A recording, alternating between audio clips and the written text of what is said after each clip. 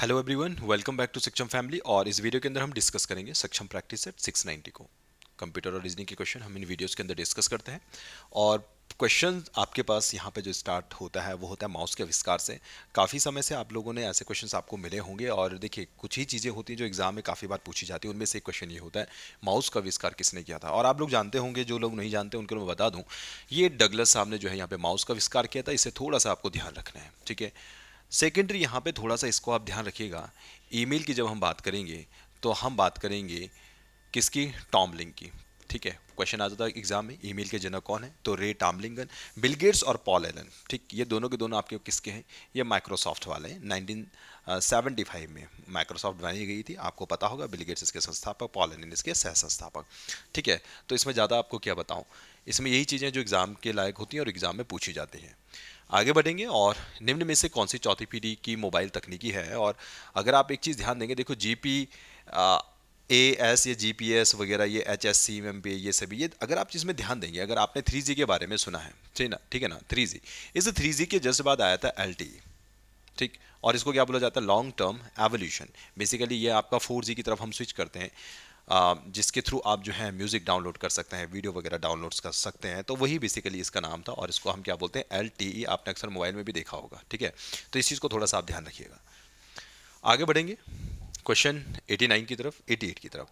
आधुनिक पीढ़ी के कंप्यूटर में प्रयुक्त आईसी चिप। आईसी चिप आप लोग जानते हैं, इंटीग्रेटेड सर्किट चिप, जिसे हम बेसिकली नाम देते हैं। और ये जो चिप बनी होती है, ये बनी होती है आपके पास सिलिकॉन की, ठीक है। तो ये चीज़ आपको यहाँ पे थोड़ा सा ध्यान रखनी है।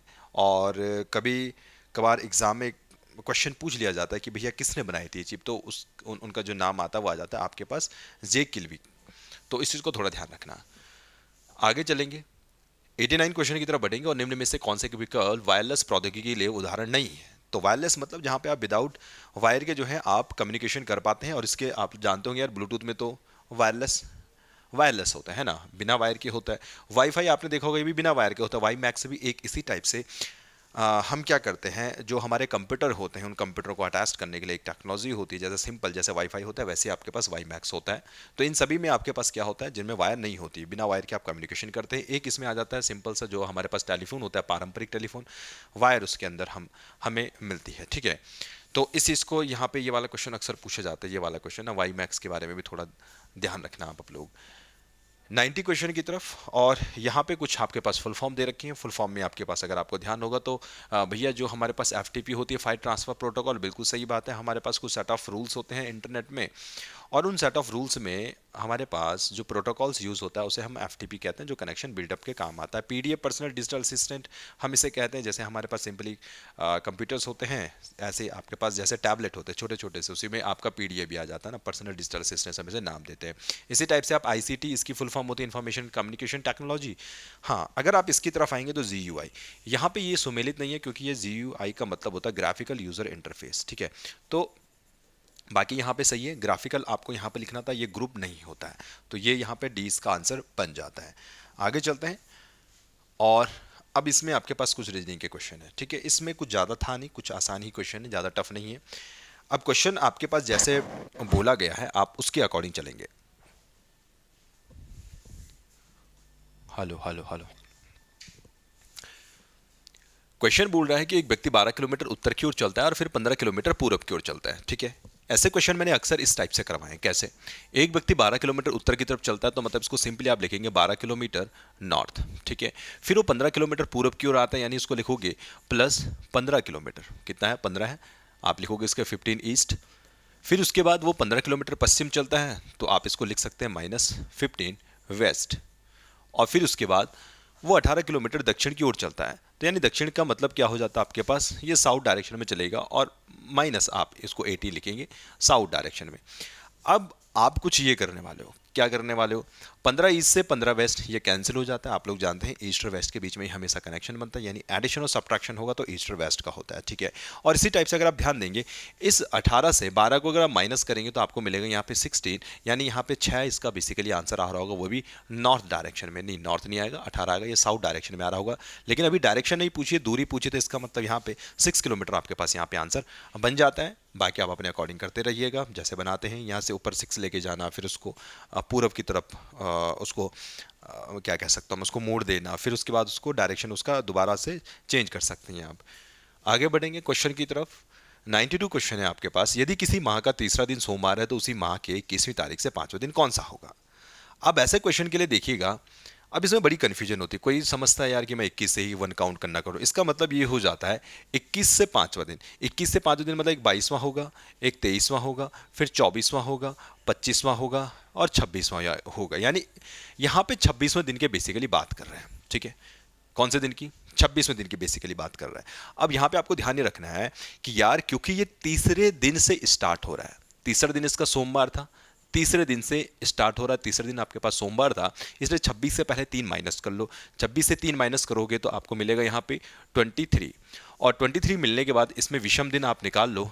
यहाँ पे आपको विषम दिन मिलेंगे, वो मिलेंगे 2, यानी आप सिंपली क्या करोगे, सोमवार में 2 दिन और आगे चले जाओगे और आपको मिलेगा यहाँ पे बुधवार, ठीक है। तो इस टाइप से आप इसे सॉल्व कर सकते हैं। बाकी किसी को हाथ में करना है तो हाथ में भी सॉल्व कर सकते हो। मुद्दा इस चीज़ का है कि आप क्या 26 तक पहुंच पा रहे हो, नहीं पहुंच पा रहे, क्योंकि कोई 25 तक ही पहुंच पा रहा है। वो के और से में बड़ा कन्फ्यूजन रहता है। वो के और से में नहीं है, जैसे बोला गया है 21 से 5वें दिन, तो यानी 22 से काउंट करना, उसे स्टार्ट करना है। चलिए आगे बढ़ते हैं 93 क्वेश्चन की तरफ। अब इस क्वेश्चन की अगर लैंग्वेज देखेंगे आप तो कुछ ऐसे लिख सकते हैं, या 256 है, ये 256 को क्या लिखा गया है यहाँ पे, लाल रंग की चौक, यानी मैं लिख दूं यहाँ पे रेड कलर की, रेड कलर CO और CH चौक। फिर दूसरा क्या है, 589 करते हैं, हरा रंग का फूल, 589। 589 क्या बोल रहा है, हरा रंग बोले तो यहाँ पे ग्रीन, रंग बोले तो कलर, फूल बोले तो मैं यहाँ पे फ्लावर से इसे नोट कर रहा हूँ F। 254, 254 का मतलब क्या हो रहा है, 254 का मतलब होता है सफ़ेद, यानी मैं लिख रहा हूँ यहाँ पे वाइट, रंग, रंग बोले तो कलर, और फिर बोल रहा है चौक, यानी CH को मैं इसे नोट कर सकता हूँ ऐसे। और हमें बताना था कि इस कोड में सफ़ेद को क्या लिखा गया है, सफ़ेद बोले तो वाइट को क्या लिखा गया। अगर आप एक चीज़ ध्यान देंगे यार, देखो इसके पास भी CO, इसके पास भी CO, यानी इन दोनों में आपके पास कॉमन कौन सी चीज़ है, आप देखेंगे यहाँ पे 5 और यहाँ पे भी 5, ये दोनों में क्या हो गया, कॉमन हो गया, ठीक है। इसका मतलब यहाँ पे भी जो 5 है, देखो ये भी कॉमन था ना यहाँ पे, तो ये वाला जो हिस्सा है वो 5 किसको इंडिकेट करेगा, करेगा कलर को इंडिकेट कर रहा होगा, रंग को मतलब। फिर हम उसी तरफ से ध्यान देंगे कि यार अपने को जैसे यहाँ पे सिंपली आप ध्यान देंगे कि कॉमन देखिए, जैसे यहाँ पे ये चौक है ना, ये चौक है, और यहाँ पे भी ये चौक है। इस चौक और इस चौक, यानी इन दोनों में कॉमन क्या, आप देखेंगे 2 कॉमन है, इसका मतलब ये भी चौक को शो कर रहा होगा, ये वाला 2 भी चौक को शो कर रहा होगा। और अब इसमें जो भी आपके पास लास्ट बच रहा है, तो इसका मतलब मुझे कलर भी मैंने यूज़ कर लिया, चौक भी यूज़ कर लिया, तो जो 4 होगा बेसिकली ये आपका वाइट कलर को शो कर रहा होगा। तो आप जो है 4 यहाँ पे जो है इसका आंसर हो जाता है, आसान है। उम्मीद करता हूँ ये आपको समझ में आया होगा, ज़्यादा टफ चीज़ें नहीं है। 94 क्वेश्चन की तरफ बढ़ेंगे। जैसे जैसे क्वेश्चन बोला गया है उसकी क्वेश्चन की लैंग्वेज को पकड़ेंगे और क्वेश्चन को ड्रॉ करेंगे या डायग्राम ड्रॉ करेंगे। आशा की ओर संकेत करते हुए कृष्णा ने कहा, वह मेरे दादा के इकलौते पुत्र की पुत्री है। किसकी ओर? आशा की ओर संकेत करते हुए कृष्णा ने कहा, वो मेरे दादाजी, किसके दादाजी? कृष्णा के दादाजी। यानी मैं कुछ ऐसे लिख सकता हूँ यार कि ये कृष्णा हो गया, यहाँ पे ये कृष्णा है, और ये कृष्णा कह रहा है मेरे दादाजी, मतलब कृष्णा के एक फादर होंगे, सीधी सी बात है। कृष्णा के फादर मतलब मैं यहाँ लिख दूँ, और ये फादर के भी एक पिता होंगे, ये कुछ ऐसे दादाजी। तो ये दादा हैं कृष्णा के, और इसने क्या कहा, आशा की ओर संकेत करते हुए कृष्णा ने कहा, वो मेरे दादा के इकलौते पुत्र की पुत्री है। कृष्णा कह रहा है कि मेरे दादा के इकलौते पुत्र, ये इसके क्या हो गए, पिता हो गए, है ना। मेरे दादा के इकलौते पुत्र की पुत्री यहां पे हो गई आशा। ये कौन है यहाँ पे? आशा। इसका मतलब भाई ये कृष्णा का पिता और ये आशा जो है, ये भी, इन दोनों के बीच में क्या रिलेशन बन रहा है? भाई बहन का यहाँ पर रिलेशन बन जाएगा कि आशा कृष्णा से किस प्रकार संबंधित है, ये इन दोनों का जो है पिता हो जाएंगे, ठीक है ना, क्योंकि वो जो है वो आपका इकलौता पुत्र है कृष्णा के दादा का। तो इस टाइप से यहाँ पे जो आंसर बनेगा इसका बहन, यहाँ पे डी इसका आंसर बन जाता है। 95 की तरफ चलेंगे। 95 में 782 को कुछ ऐसे लिखा गया, 884 को क्या लिखा गया है? अब कभी भी आपको ऐसा क्वेश्चन मिले तो आपको तो पहले ये ध्यान रखना है यार कि 782 से मुझे 20 कैसे बना सकता हूँ। बनाने के बहुत सारे तरीके हो सकता है आपको 782 के एडिशन से कुछ मिल रहा हो सकता है इनको एडिशन करके डिवाइड में 2 कुछ करना पड़ रहा हो, मतलब तो कुछ सात गांठ जिसे बोलते हैं उसको भिड़ा के आपको कुछ 20 लेके आना है। अभी जब मैंने इसको देखा तो मैं देख रहा हूँ जब मैं इसको एडिशन कर रहा हूँ तो मुझे 20 नहीं मिल रहा है, एडिशन में मैं डिवाइड करूँ तब भी 20 नहीं मिल रहा है, मैं कुछ कुछ ये कर दूँ 8 × 2 - 7 कुछ भी नहीं मिल रहा है। तो हमने क्या देखा यार इसमें कुछ ऐसा हो रहा है। कैसा? अगर मैं इन तीनों को ऐड कर दूं 7 8 2 तो मुझे मिलेगा 8 + 2 10 + 7 17 और 17 में मैं +3 करूं तो मुझे मिल रहा है 20। क्या मैं कुछ ऐसा यहां पे भी कर सकता हूं 7 + 1 8 6 और यहां पे हो जाएगा आपके पास 14 इन सभी को ऐड करके, और 14 में अगर 3 आप ऐड कर रहे हो तो मिल रहा है 17, यानी मैं यहाँ पे 3 ऐड कर रहा हूँ यहाँ पे भी 3 ऐड कर रहा हूँ, जो रूल मैंने यहाँ पे अप्लाई किया सेम यहाँ पे अप्लाई किया है। अब सेम इसमें भी मैं कुछ यही कर सकता हूँ 8 + 8 16 16 + 4 20 और 20 में आप 3 ऐड करेंगे तो आपको यहाँ पे कितना मिल रहा है 23। तो क्या 23 आंसर है? जी हाँ 23 इज द राइट आंसर। उम्मीद करता हूँ कि ये बात आपको समझ में आई होगी। आगे बढ़ेंगे। आगे आपके पास 2 7 23 72 हमेशा की तरह आपको नंबर देखेंगे तो नंबर यहाँ पे बड़े इंक्रीजिंग ऑर्डर में ना, पहले 2 था फिर 7 था फिर 23 है 72 है 665, यानी नंबर बढ़ रहा है। इसका मतलब कहीं ना कहीं मल्टीप्लिकेशन आपको करनी पड़ेगी, सोचना पड़ेगा कि क्या करना पड़ेगा भाई। देखो मैंने यहाँ पे सिंपली क्या किया, मैंने 2 × 3 किया, 2 3 6 + 1 7 बन रहा है। 7 × 3 + 2 23 बिल्कुल बन रहा है। मैंने देखा यहाँ पे 23 × 3 कितना होगा यहाँ पे 69, यानी कुछ ऐसा बनना है 69, और 69 में 7 2 ऐड करने का मतलब 70 71 72, यानी +3 आपको और ऐड करना पड़ेगा। इसका मतलब यहाँ पे क्या आएगा 72 में आपको अगेन 3 करना पड़ेगा मल्टीप्लिकेशन और +4 आपको करना पड़ेगा। कितना आएगा यहाँ 6 आ जाएगा, 216 + 4 यानी यहाँ पे जो आंसर बनेगा 220, यहाँ पे इसका आंसर बन जाता है। तो यहाँ पे 220 इज द राइट आंसर। चलिए आगे बढ़ेंगे। क्वेश्चन आपके पास 97। अब इस 97 क्वेश्चन में कुछ जीओ को बोला 32 लिखा। अब इसके लिए क्या करना है देखो, इसको मैं बता ही देता हूँ। ए कुछ ऐसे आप नोट कर सकते, B C D E 3 24 25 and 26। अब देखिए, अब इस क्वेश्चन के अकॉर्डिंग हमें करना क्या है, इस क्वेश्चन में हमें ये करना ये है कि मुझे जीओ से 32 बनाने की कोशिश करनी है। अगर आप ध्यान देंगे यार जी पे तो 7 है और ओ पे अपना कितना आता है, ओ देखिए ओ पे मेरा आता है 15। क्या मेरा 15 और 7 से क्या 32 बन रहा है? नहीं बन रहा है। यानी कोशिश करो कि कैसे आप 32 बना सकते हैं। इसके लिए देखिए, अगर मैं जी की बात करूं तो जी के जस्ट जो अपोजिट डायरेक्शन में 20, देखिए ये 20 है, तो अगर मैं जी की जगह 20 लिख दूं और यहाँ पे ओ कितने पे आ रहा है आपके पास 15 पे, तो मैं ओ की जगह 15 ना लिख के जो इसके जस्ट अपोजिट साइड है एल, इसका जो नंबर लिख दूं 12। क्या मेरे पास 20 + 12 क्या 32 नहीं आ रहा है? बिल्कुल आ रहा है। इसका मतलब मुझे अपोजिट लेना पड़ेगा। आप एस एच ई को चेक कर लीजिएगा, ये 40 आएगा।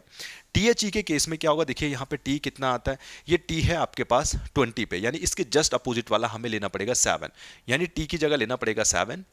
फिर हमें देखना है एच कहाँ पे आपके पास 8 के जस्ट अपोजिट वाला ये वाला 19, तो अपने को करना पड़ेगा यहाँ पे 19।